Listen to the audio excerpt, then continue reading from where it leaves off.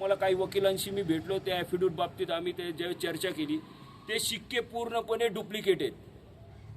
तुम्ही या आमची आता पोलीस प्रशासनाकडे हीच मागणी होती की ते ॲफिडेविट तुम्ही बघितलं तर ते सुट्टीच्या दिवशी ॲफिडेविट बनवलं गेले, त्याच्यावरचे शिक्के खोटे आहेत, त्याच्यावरच्या पुढं गेलेल्या सह्या आणि मागच्या पानावरच्या सह्या दोन्हीमध्ये फरक आहे.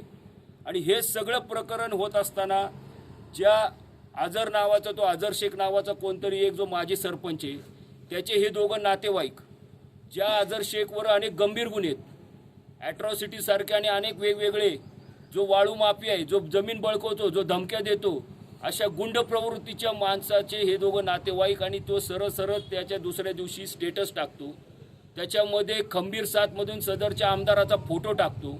म्हणजे आमचा ह्याच्या मागचा संशय, त्यांचा उद्देश हाच आहे. आणि आमचा संशय दाट आहे. आमचं सांगणं हेच आहे की या आमदारांचा पूर्णपणे त्यांना पाठिंबा आहे.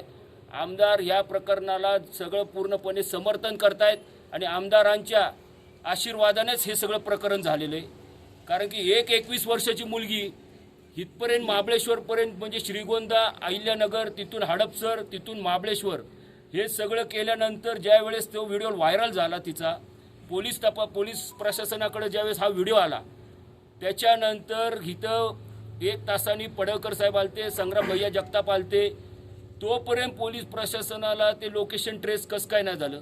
कारण की त्या मुलीचा व्हिडिओ बनवला कुणी, तो पोलिसांपर्यंत पाठवला कुणी, ह्याच्या मागं कोण सूत्रधार आहेत, हे ॲफिडेविट बनवलं कुणी सुट्टीच्या दिवशी, आणि ह्या सगळ्यांना पाठीशी घालणारा मेन खरा कोण सूत्रधार आहे याचा तपास घेण्यात यावा.